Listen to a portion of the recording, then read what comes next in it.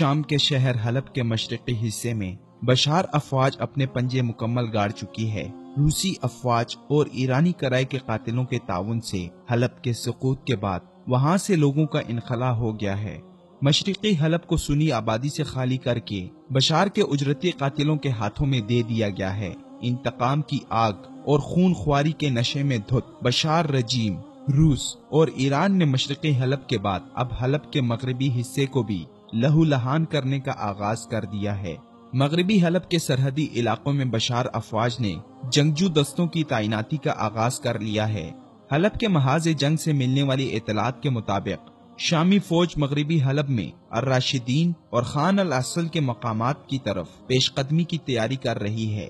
شامی فوج نے حلب کے جنوب اور مغرب میں باقاعدہ کارروائی کے لیے فوجی کمک جمع کرنا شروع کر دی ہے۔ ایرانی خبر رساں ایجنسی تسنیم کی رپورٹ کے مطابق اسدی فوج مغربی حلب اور اس کے اطراف میں نئی فوجی کارروائی شروع کرنے کے لیے تیار ہے۔ ذرائع کا کہنا ہے کہ اسدی فوج نے الراشدین میں موجود اپوزیشن جنگجوؤں کو چند ایام کے اندر علاقہ خالی کرنے کی دھمکی دیتے ہوئے کہا ہے کہ علاقہ خالی نہ کرنے کی صورت میں سرکاری فوج باقاعدہ آپریشن شروع کرنے کے لیے تیار ہے۔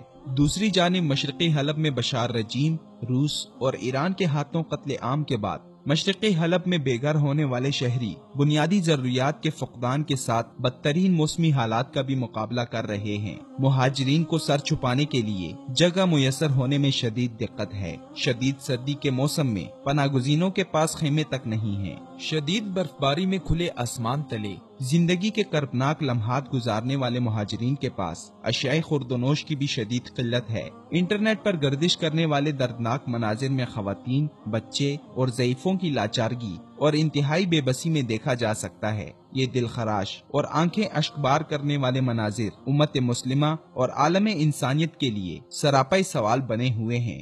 اقوام متحدہ کے ادارہ برائے انسانی حقوق نے بھی مشرقی حلب اور شام کے دوسرے شہروں کی موجودہ صورتحال کو انسانی المیہ قرار دیا ہے۔ ادارہ انسانی حقوق کے مطابق قریباً 13.5 ملین شامی فوری امداد کے مستحق ہیں، جبکہ 90 لاکھ سے زائد افراد فاقہ کشی کا شکار ہیں۔ مشرقی حلب سے 35,000 افراد مغربی حلب اور 23,000 شہری 20 دیہاتوں میں قائم استقبالیہ مراکز منتقل کیے گئے ہیں۔ یاد رہے کہ اس دوران 1,000 شہری ترکی کی سرحد کے قریب واقع پناہ گزین کیمپوں میں پہنچے ہیں۔ ایک جانب مشرقی حلب کے مظلومین کی صورتحال ایک خطرناک انسانی المیہ کی جانب بڑھ رہی ہے، اور دوسری جانب بشار رجیم، ایران اور روس مغربی حلب اور ادلب کو بھی اسی المیہ میں دھکیل کر موت اور خون کا کھیل کھیلنے کے خواہاں ہیں۔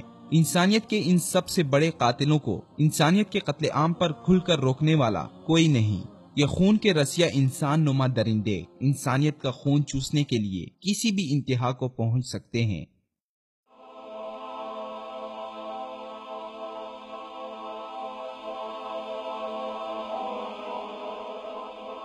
ایمان کی کرن، ہدایت کی شمع، وصال اردو۔